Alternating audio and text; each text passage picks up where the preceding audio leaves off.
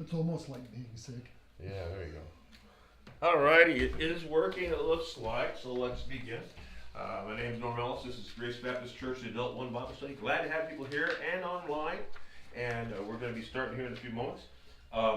Our study today is in Numbers chapters 33 and chapters 34. Not reading all those verses, but we're going to read the salient ones, the focal ones.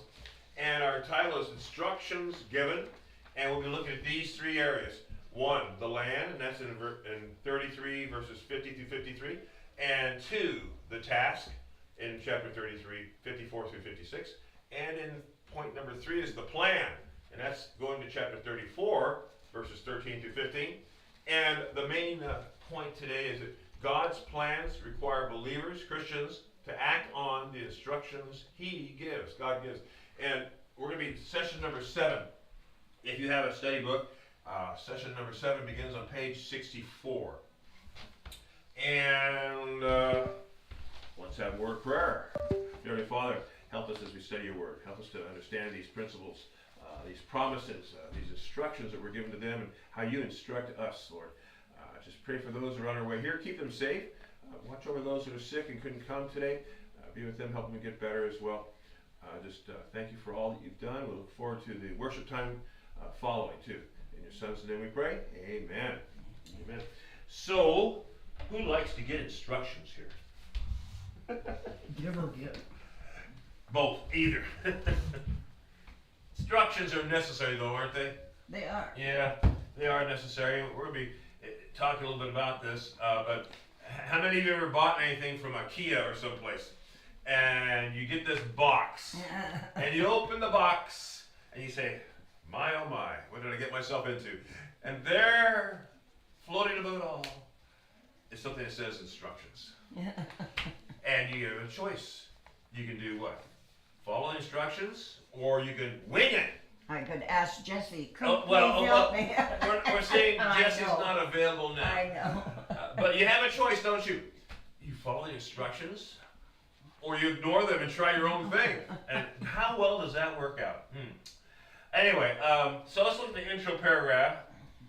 And that is on page 4, if you follow along in the book. Also, it's on our handouts. Our handouts are available for those of you online as well.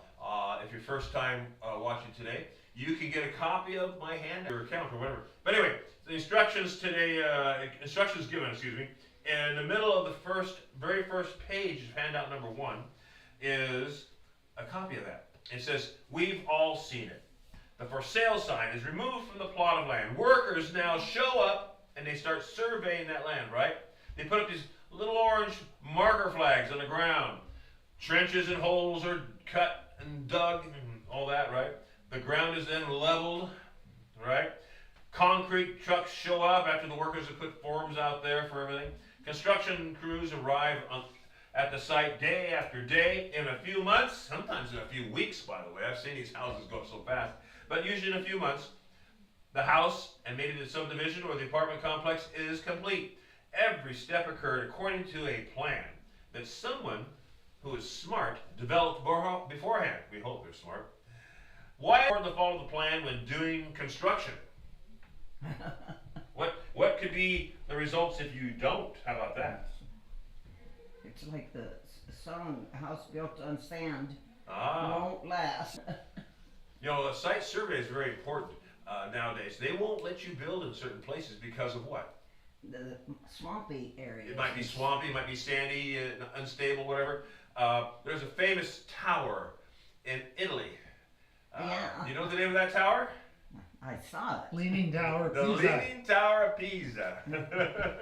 And that was done many years ago. I think in 1400s or 1500s, something like that. And they didn't do a very good site survey. Either they didn't know how to do that, or they didn't hire the right people. You know, even back then they knew how you had to have things on a proper foundation. Yeah. 1173. Wow, that long ago. Wow, that's a long time. In what? 1173. Oh, really? Wow. But each year it leans a millimeter or so more. It's just...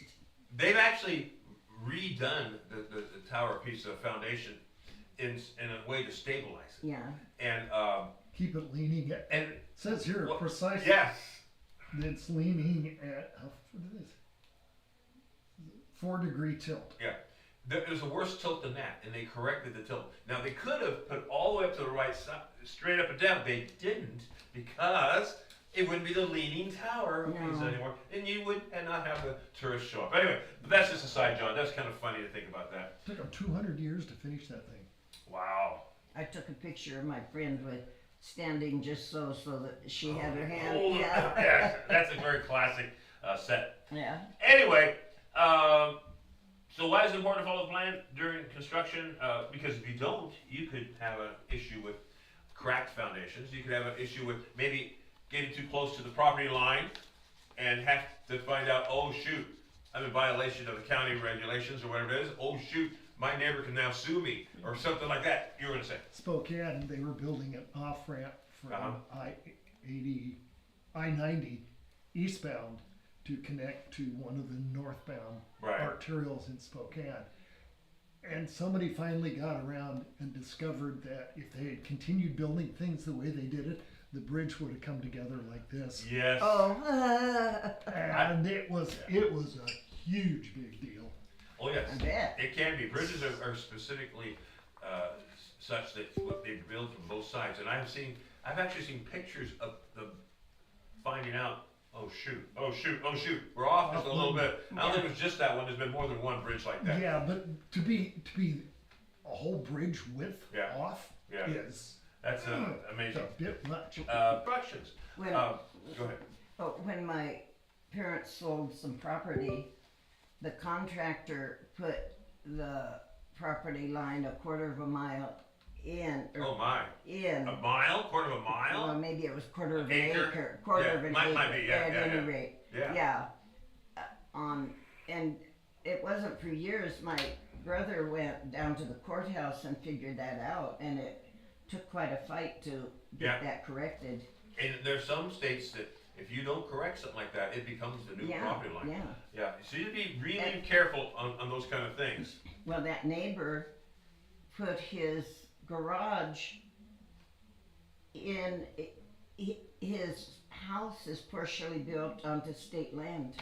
Wow. Yeah, those things happen. Every construction project though needs a master plan to work. Yeah. And if you're working on a construction, let's use construction again. There is some very important document they go by. Yeah. It's the blueprint, the main blueprint that shows the plot, where it is from each marker for the survey, and so all these things are real important because otherwise, especially the actual construction, if you use appropriate construction techniques for the foundation, for instance, I understand that there's a bunch of houses in Vancouver that were hurriedly put up, and they used river sand. Oh, I think Lee told me about this. River sand instead of the proper construction sand you're supposed to use. And apparently those houses today, if you find one that's still standing, you'll see that the foundation is like crumbling away because the river sand doesn't allow the concrete to hold as well. Apparently there's certain things in that sand that are not pure and like regular construction sand would be. Anyway, you got to use the right materials. You got to have the right measurements. You got to have people that know what they're doing. If you have somebody wiring your house who's not an electrician, you can have real problems, or plumbing, all those things. So you got to have instructions. You got to follow them, or you can suffer for that. So what happens when we don't follow instructions? Bad things can happen, oops. right?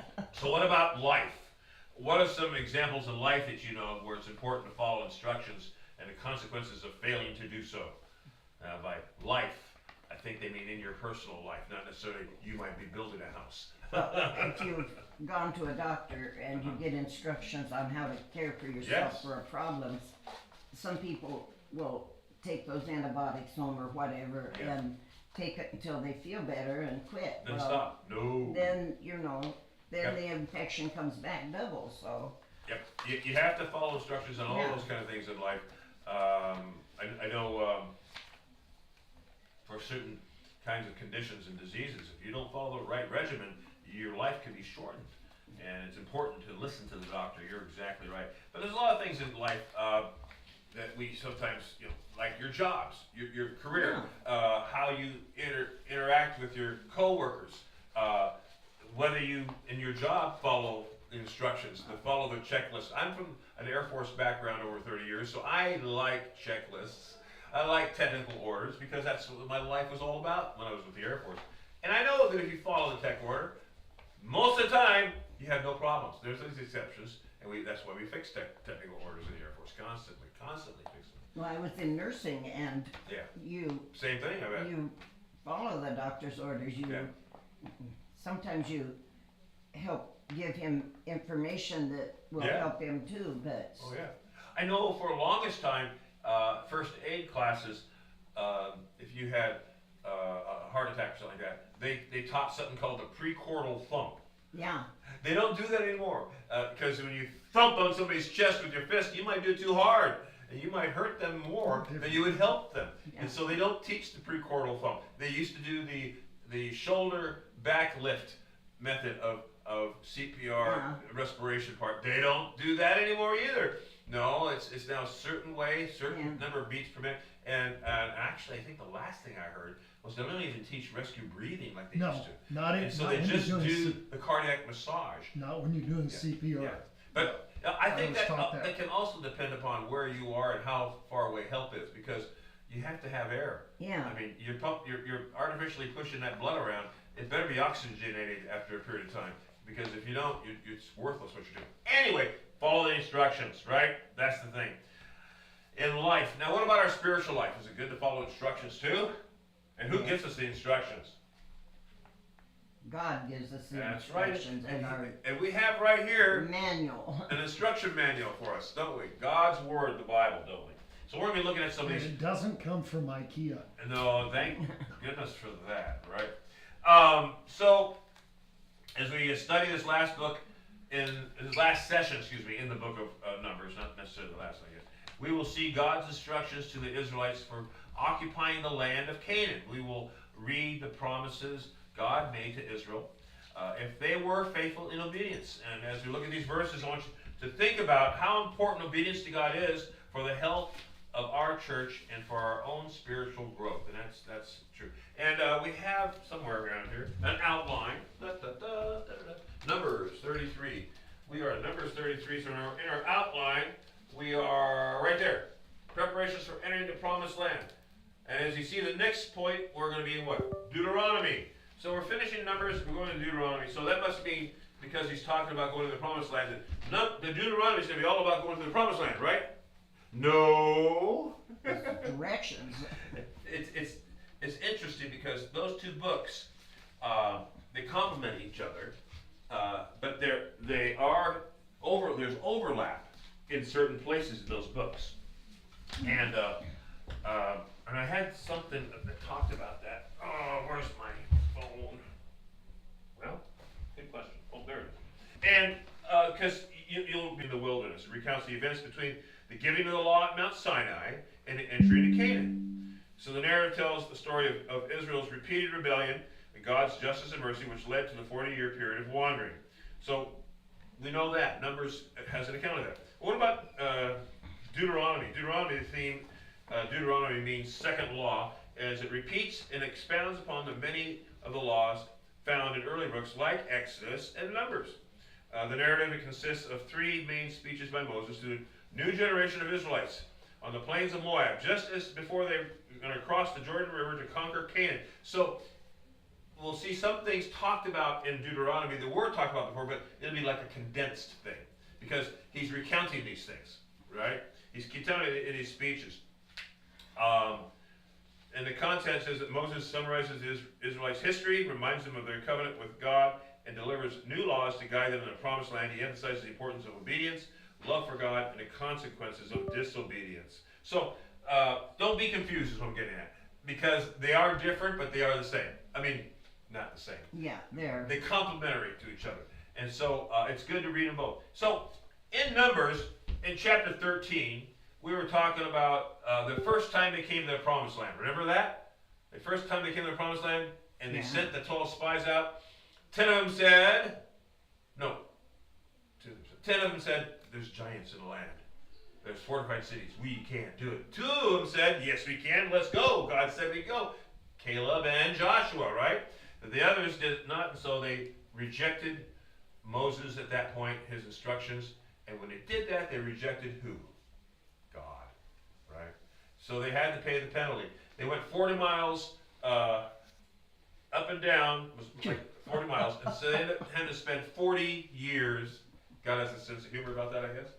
Because of that, you now are going to wander for 40 years. So we see during that time frame, there's something called Korah's rebellion. Remember that?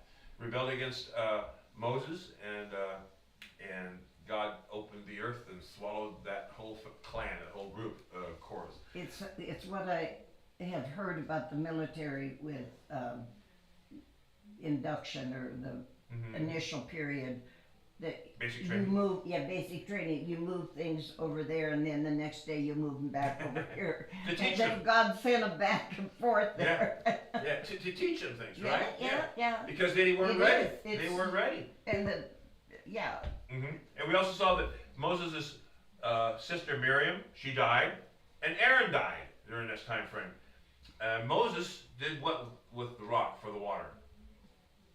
God said, speak, so come out water. No, didn't do that. He did what? Bam! Bam! In his anger, he struck the rock, it says. And because of that, now he has a judgment. He can't go in the promised land. but he got to see it. Well, yeah. So now at that point there, the rest of the account up to where we are now, we see them doing their wanderings for 40 years. As that generation dies off, and the new generations takes over, and that's what God, the punishment for Israel for rejecting Him, they had to go through that time. But He took care of them. He provided for them. You know, it says that their shoes and their clothing, He had supplied them with manna.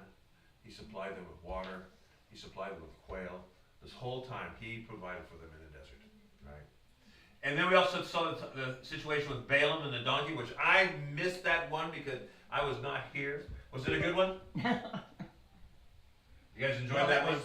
That was last week, wasn't it? Yes, it was. Yeah. You weren't here last week? I listened to it online, but Yeah. Matthew, somehow it didn't come through really well. Oh, I yeah. couldn't hear it. It was messed up. It was messed up. And we got to fix that problem with our connection. I Yeah. apologize for you online that we have some connection issues at times because we use Wi-Fi instead of a solid connection, direct connection. We're going to try to fix that problem. Anyway, but I read it, and Yes. it was a there's humorous yes. section there. There's a prophet, his name was Balaam. Now, he was a prophet for hire. He was like a hired gunslinger, you might say. Here, I'll give you some money, Balaam. Go get those people with a curse, you know, or here's some money, Balaam. Bless us here. You know, he would do that kind of thing. That's not much of a prophet, is it? But he was being paid to go and do what? Curse the Israelites because they were coming and the people of the land were not wanting to come, so they wanted them to be stopped. So they thought, well, we'll just hire Balaam. And so Balaam's going to curse them. And the angel of the Lord is sent to stop him. I love this story. And the donkey says, it's crowded against crowd. Yeah, I don't want to go that way. I don't want to go that way. He's beating the donkey. Get out of there. Get going. Gets on him again. Beats him again. Finally, God loosens the donkey's tongue and he can speak to the prophet. And so that was an interesting story. Yeah. But and then, so 40 years have now passed, basically at this point here. So wow, time flies. You're having fun out in the desert. Maybe not. So that's the past. That's what we're talking about. So today's focus is Numbers 33 and 34, those two chapters. And we're going to talk about some specific now instructions, because where are they? They're sitting where? Right next to what? The Promised Land. Right? And on our map. By the Jordan. Yeah, on our map. Remember the first time they came, let me see, this map's, they were down here. And they sent the spies up and down, says, we can't do it, right? So they had to wander in the desert, all over the place, right? And they finally are coming back now. And this map doesn't really show exactly where it was, because I don't see Jericho. Oh, there's Jericho. So this time they came this way, and they're approaching the Jordan River area here, in the area called Gilead. This is where they're basically And right across the Jordan River is the fortress city of Jericho. Jericho was an impressive fortified city. It was one of the ones they were afraid of 40 years prior. They're not afraid now because that generation's dead, and God has inspired this new generation to go forward on faith. We are. There. Joshua fought the battle of Jericho. And I think that's coming up. I'm hoping we're not passing that one up. So we're getting ready to do that. So I gotta look. We're going to Deuteronomy next, but hopefully we'll touch on that. If not, I'll just have to talk about it. It's so cool. But anyway, let's look at our outline. We're going to be talking about the land here, and this is some instructions by Moses. He has yet to die, I think, at this point. And I want you to listen to these first 4 verses. Notice the directions that God gave Moses for Israel. Before Moses dies, before the children of Israel follow Joshua in to take the land, right? Now, by the way, this is their ancestral land. This is where they were before they was promised by God. And these people that have moved into that area, they time after time to repent as well. Did you know that? No. There's times where God did at various times tell these people, and they refused to. Part of their judgment now is Israel coming back. Israel's coming back. And so Israel needs to also follow God, you know. So that's why we're talking about some of these things we're talking about. I gave you a freebie here in your handout. So last page doesn't say handout number 4 on it, but essentially it is. Canaan at the time of the conquest. Looks like this, except mine's got color. And I apologize to those online. I don't think I sent that with the email. But anyway, this just shows, you can look it up, by the way, just Google Canaan at the time of the conquest by Joshua, and you'll see. It shows where all these different tribes were. Some of the main ones were the Amorites. And the Amorites, if you'll notice, it's sort of the upper right quadrant. It says Hittites, and then below that the Amorites. And the Amorites also were down further. The Amorites were right near the Ammonites in that area too. And there's some Amorite people along the Dead Sea area as well. That doesn't show it on this map, but there was. So they were predominant, is what I'm getting at. They were the predominant people there. There's also the Canaanites, and the Pezerites, the Hittites, the Canaanites, the Ammonites, and the Moabites, and the Edomites, and the Midianites. There's all kinds of ites. Girgathites. Yes. I've never heard of that one. Yes, the Girgathites, they're not talked about much. No. But there's a lot of area that needs to be conquered for them to get back their land. And so that's what they're preparing to do. So let's look at these first 4 verses and notice the directions that God gave Moses for Israel. Who has number 1? That would be me. You got number 1? Go for it. The Lord spoke to Moses in the plains of Moab by the Jordan opposite Jericho, saying, Speak to the sons of Israel and say to them, When you cross over the Jordan into the land of Canaan, then you shall drive out all the inhabitants of the land before you, and destroy all their figured stones, and destroy all their molten images, and demolish all their high places, and you shall take possession of the land and live in it. For I have given the land to you to possess it.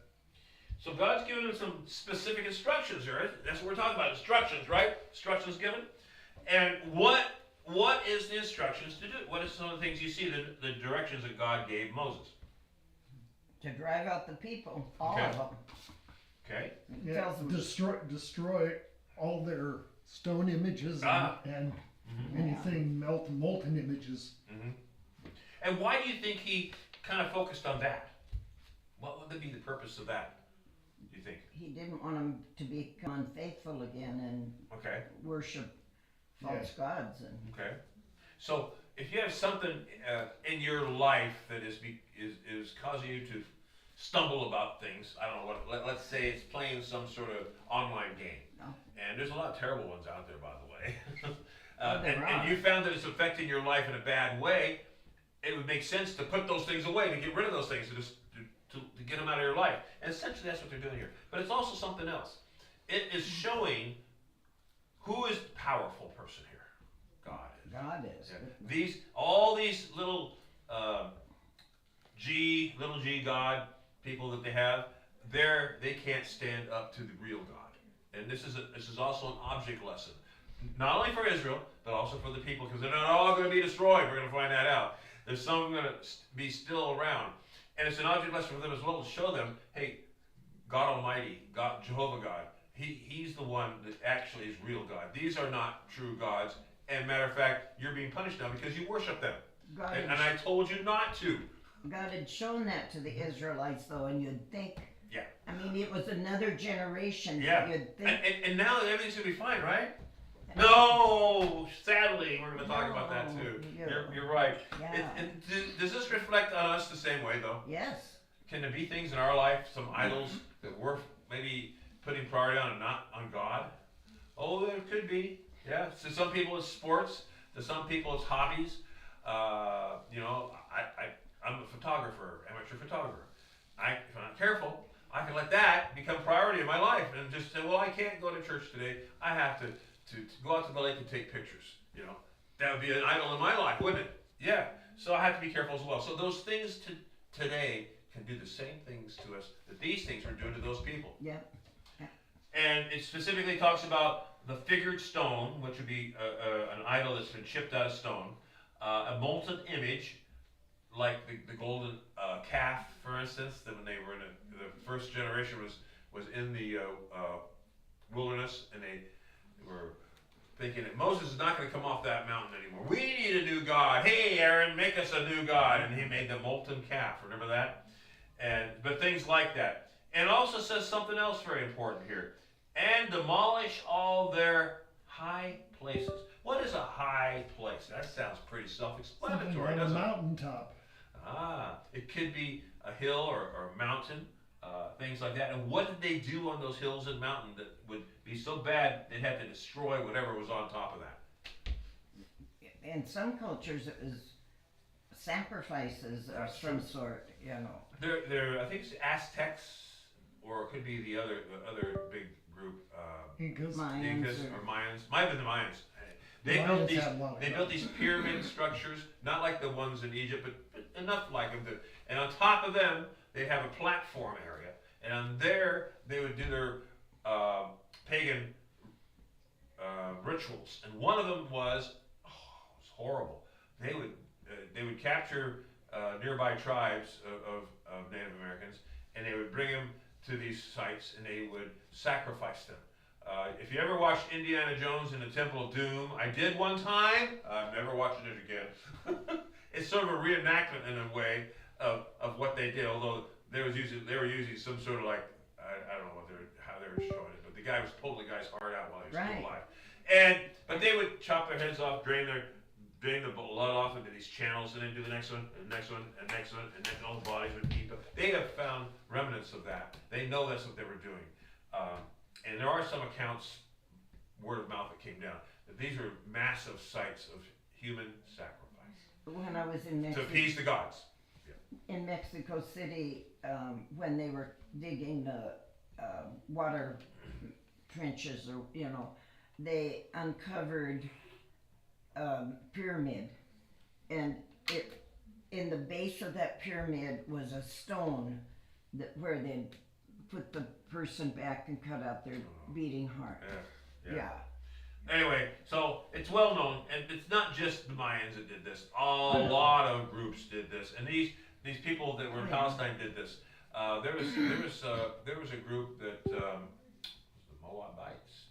I don't know which one it was. They had an idol, and its arms were out like this, and it was made out of some sort of metal, bronze, and they would heat it as much as they could, and they would put young babies into the arms of these idols, and it was horrible. Yeah. But this is this type of thing that God said, enough of this.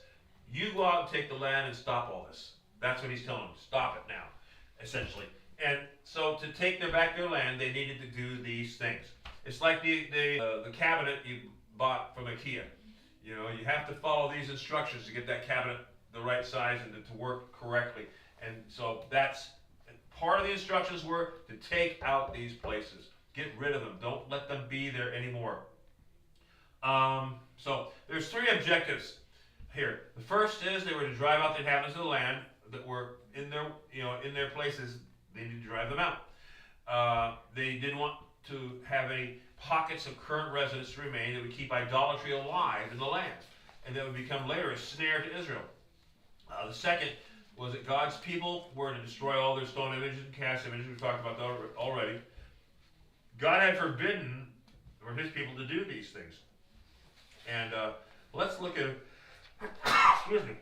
a verse that maybe tells us some insight here. And I think I got a copy of this in your handout, handout 1, page 2 of handout 1, second page, in other words.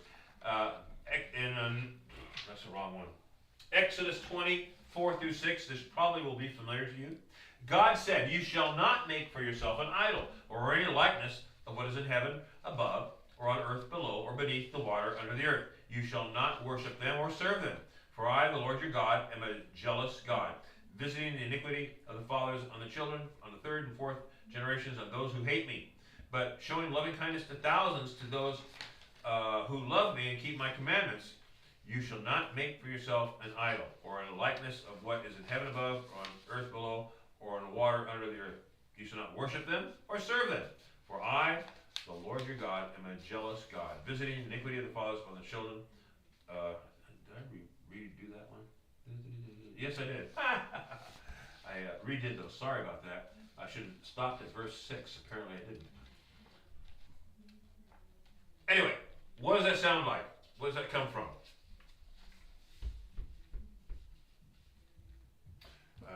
From Exodus. Yes, well, it's from Exodus. But, I must have took it down. But I had a copy of the 10 Commandments. Oh. It's from God's law. The basic law from which all of the laws descend from.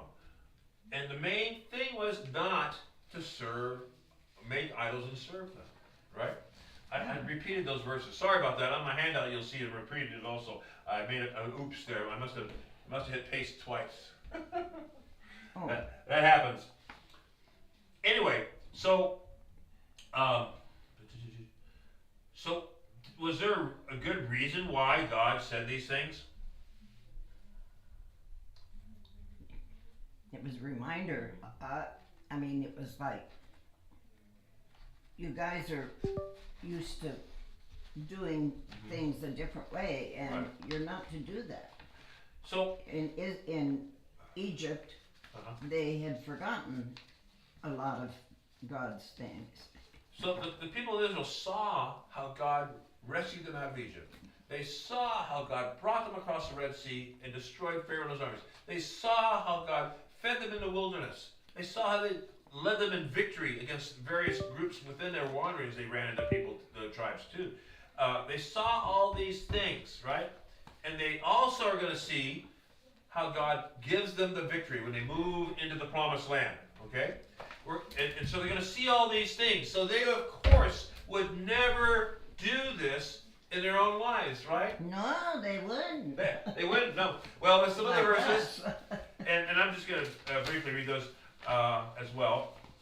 In 1 Kings 3:3 says, "Now Solomon loved the Lord and walked in the statutes of his father David, except he sacrificed and burned incense on high places." Oh. 1 Kings 15:14. "But the high places were not taken away. Nevertheless, the heart of King Asa was wholly devoted to the Lord all his days." So he was a pretty good guy, except what? He didn't take away the high places. Oops. Yeah. 2 Kings 14:4. "Only the high places were not taken away.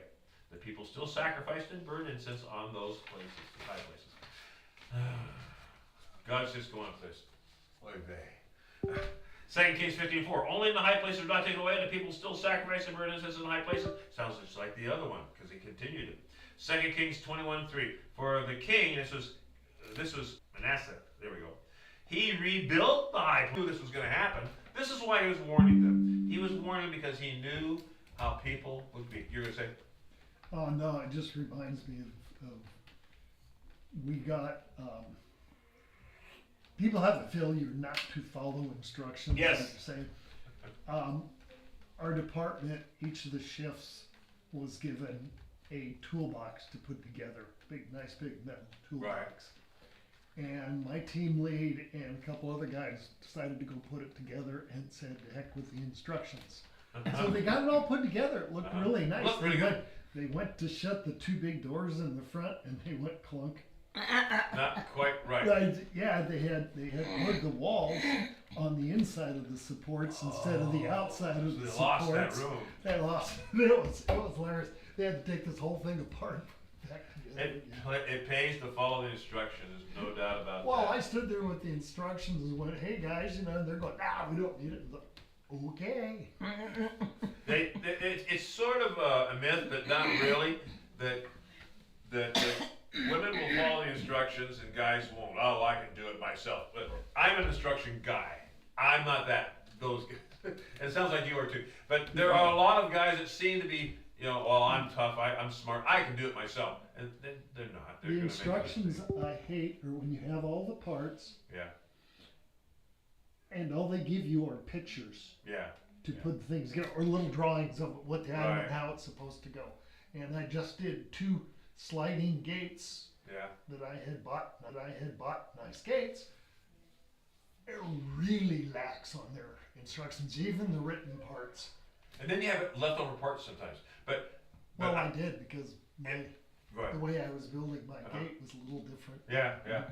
But I found that sometimes they give you extra parts, so I'm not too concerned about it. But a lot of the ones will give you an inventory sheet, and that's why I follow the inventory sheet. They said a certain amount of these screws, certain amount of these bolts. I count them, and I say, "Oh, wait a minute, they gave me 2 eggs. Oh, wait, they didn't give me enough." I've had to go buy extra hardware because of that. Yeah. Yeah, But or I go they by give you a what- picture and show you what the screw is supposed to look like, Yeah. but you got 10 packages of screws there, Yeah, and nothing's labeled. Yeah. Whether box A, box B, C, D, whatever. So you got to figure out which ones are which. But it's For important. example. If you put the too short of a screw in there, it's maybe going to fall apart. Yeah. Or like you said, the walls would be not too close in. Or, And so or the screws were long enough that they would either go into this way or into this way, depending on which one you put in first and second. And it's like, nah, this is stupid, guys. Yeah. But it's important for us in our lives to follow God's instructions as well, or we'll mess up our life. God knew the idolatry of Canaan would distract the Israelites. He knew this was going to happen. He was telling them ahead of time, so they would say, "Oh, gee, he warned us about this." He knew it was going to happen. As we continue to study, we notice these instructions came with both promises and consequences. Oh no, we don't like that part. Let's look at the next number 2. So for our next 3 verses, I want you to listen for God's promises and consequences for failing to follow His directions. And we're now in Numbers 33, verses 54 through 56. So I don't know if I said that earlier. The first ones were verses 50 through 53, in case people were following and wondering what verses did we read. So next ones are Numbers 33, 54 through 56. I think you have that one, Sharon? Mm-hmm. Go ahead. And God's promises and consequences. Go ahead. You are to receive the land as an inheritance by lot, according to your clans. Increase the inheritance for a large clan and decrease it for the small one. Whatever place the lot indicates for someone will be his. You will receive an inheritance according to your ancestral tribes. But if you don't drive out the inhabitants of the land before you, those you allow to remain will become thorns in your eyes and in your sides. They will harass you in the land where you will live. And and what 56. I had planned to do to them, I will do to you. Okay, so what are some of the things we see there? What are some of the promises and what are some of the consequences? That if you don't follow his instructions, the things that he would do to the inhabitants, he'd do to the Israelites. Oh, if you're not careful, you'll miss that part. That's exactly right. Thank you for catching that. Yes. So these things, and it uses some interesting metaphors here. First of all, before we get to that part, but they're going to inherit the land. They're going to get, in other words, they get back what was promised to them according to their family. So they're going to have in family groups. Now I think I included, yes I did, the second to the last page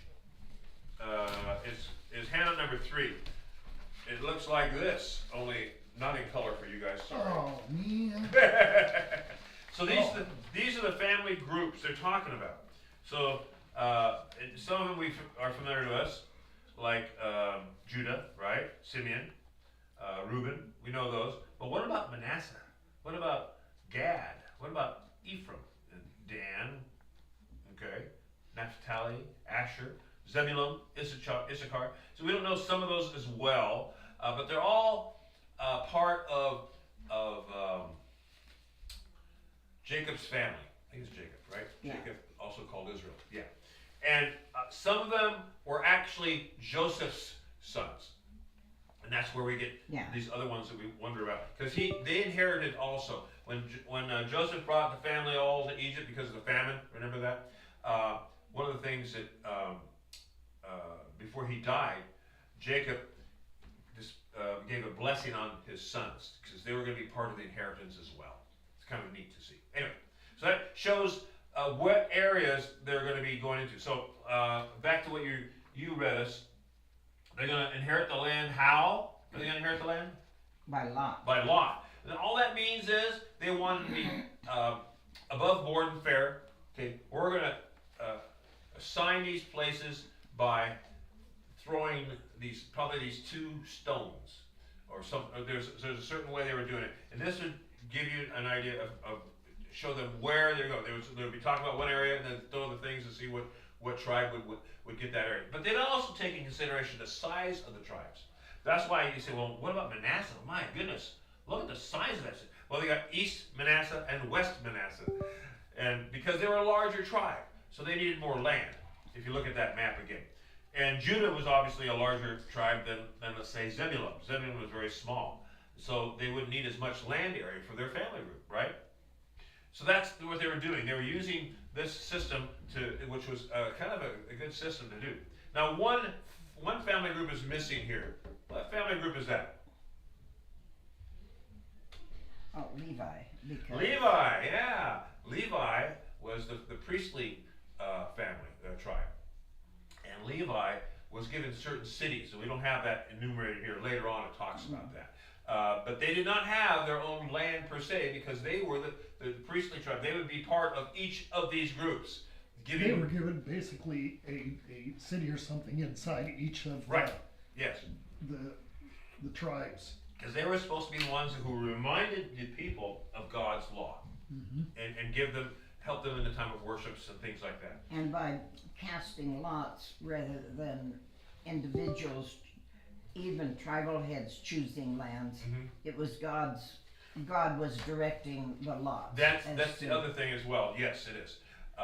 And they were, like I said, they were taking into consideration the size of the tribe along with that. But yes, they were considering God's hand was involved in this operation of doing that. And there's a lot of examples of that, by the way. Proverbs 16:33. The lot is cast into the lap, but its decision is from the Lord. That's Proverbs 16:33. So in other words, you cast it, but when you're doing it in the sense of this way, you believe that God will determine the correct outcome. But there's more than one verse where it talks about them doing something similar to that as well, by the way. Anyway, excuse me. What else was there? And the smaller you get, the less inheritance, and the larger you get, the larger one. You will inherit according to the tribes of your father. So they're setting it up so that your family will be together. Is that a good thing or a bad thing? Oh, it's a good thing, isn't it? You want to be with your family. Yeah. So that's why they were doing it that way. But if you, okay, so that's the good things, right? God promised to do those things. So what is some of the consequences though? Verse 55, I almost started to read it. It says, but if you do not drive out the inhabitants of the land before you, then it shall come about that those whom you let remain of them will become as pricks to your eyes and as thorns in your side, and they will trouble you in the land in which you live. And that's one of the consequences, right? If you don't do it. Now, think about it. Is there anything worse you can think of than like a sliver or a thorn or some sort of thing getting your eye? That's pretty bad, isn't it? Yeah. Yeah, it's pretty bad. So think about that. Also, a thorn, it says. A thorn. Now, when we think of thorns, we might think of these little rose thorns about this long, you know.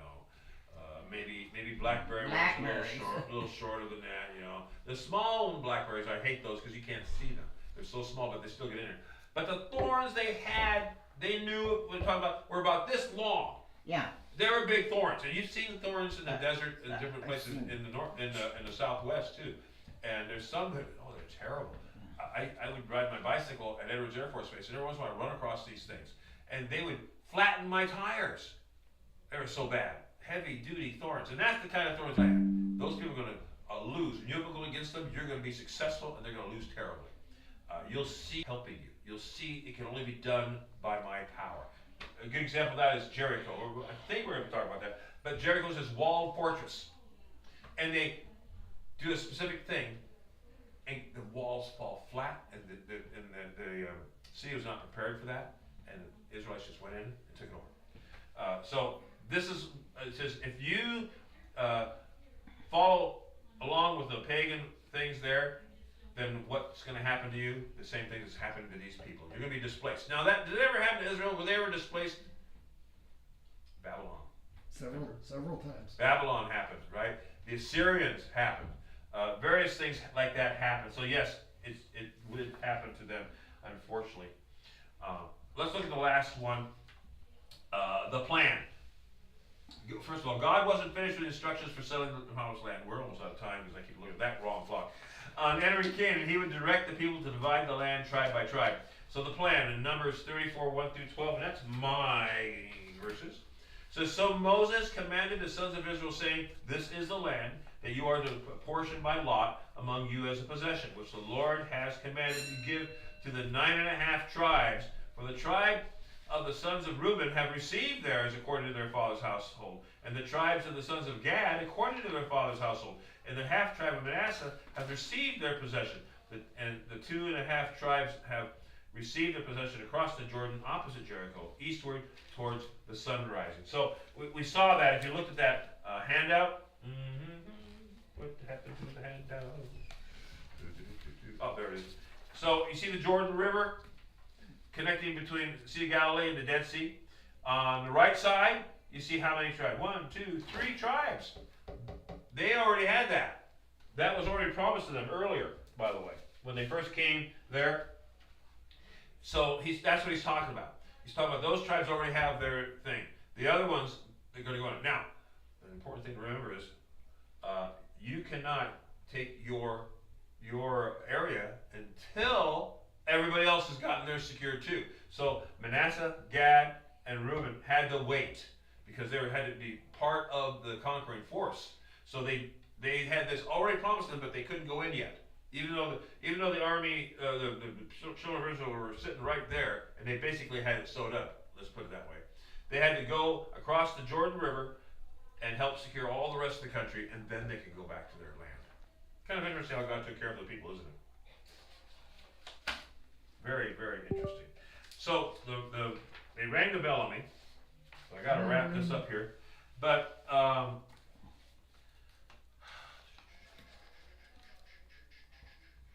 So, in Numbers 32, the tribes of Reuben, Gad, and Manasseh, if you go back to Numbers 32, had asked to live on the east side of the Jordan River. So that's why you see that difference there. And there's another handout for you to look at. It's called Why This Land. It's got some good information on it.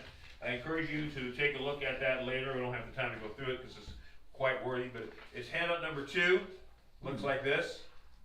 And it gets some really good information because when we read through these things, we kind of, well, why is this land so important? How come this is going on the way it is? And this explains a lot better than I could in a short amount of time. So take a time to read through that. It'll help you, I think, understand a little bit better of why this land.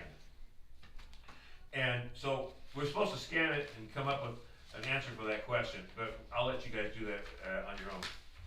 We ran out of time. While Israel remained politically and geographically important, its most vital, it is most vital because it is the land where God sent his son and where he launched the gospel to the ends of the earth. Israel is strategic, okay? And we don't think of it this way very often, but if I had a bigger map I could show you, and I don't have a bigger map, but it was located on a north-south trade route. And also trade routes from the east would come right through there also. It was like an intersection.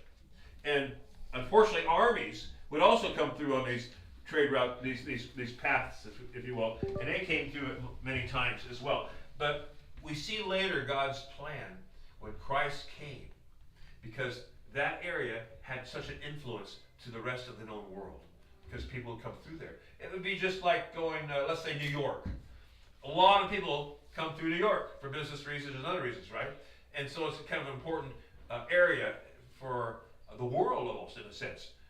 That's just one example. There's a lot of other examples we think of. But in that local region. So when Christ came, he came at the right time. He came after Alexander the Greek had swept through. Everybody now knows Greek as a second language. He came right after the Romans, actually during their time of Romans. The Romans built roads that increased the travel. So this area became even more important. And we see how the gospel message then was able to be spread because of the common language, the Greek they could speak, and because of the better roads that Rome built on these trade routes and stuff. So it's really interesting to see how this was why it was so important. This is why the land was where it was, where God put them to be an influence to the world. Now, did they do what they're supposed to do? No. They didn't. For a little while, but for a few days. But God knew what was going to happen, and he had the plan. He had the master plan. He had the instructions. He knew what was going to happen when Christ came and how Christ's followers would spread around the known world. Kind of cool if you think about that, right? So, are there blessings we see that came from this? Yeah, yes. The world was blessed. The world was blessed. So we don't see it at the time this little historical segment we're looking at, right? But we see the big picture, as they say. The big picture is how the world was even blessed that way. So it's an incredible blessing from God that the Israelites were finally had their own land. So let's look at that wrap up, because we have to wrap it up. Oh my goodness, look at the time. No, I can't look at the time. That's wrong. I know. You're so funny, Norm. All right. So these three areas we talked about. The first one is following God often requires believers, Christians, to remove potential distractions. Remove the idols from your life, right? Those high places in our own lives, those idols, right? Second point, Christians can expect to encounter challenges while following God. Is it going to be easy to take the land for the Israelites? No. There's going to be some times they're going to have problems. But God promised them that they would be taken care of at the end of this, and they would have the land. Just like God's promised us as Christians, that we're going to be with him forever, right? Last point is we can trust God to keep his promises. We definitely can. Which of these three statements do you think would be the hardest for most people to accept? Well, I can see basically all of them in one way or another, right? Yeah. So just something for you to think about. Past blessings are wonderful reminders of God's faithfulness and his care as we await the fulfillment of his promises to us. And we see how God took care of the Israelites, even though they disobeyed him so much. Does that make us think about, as far as God in our lives? It should. Yeah, it should. Yeah.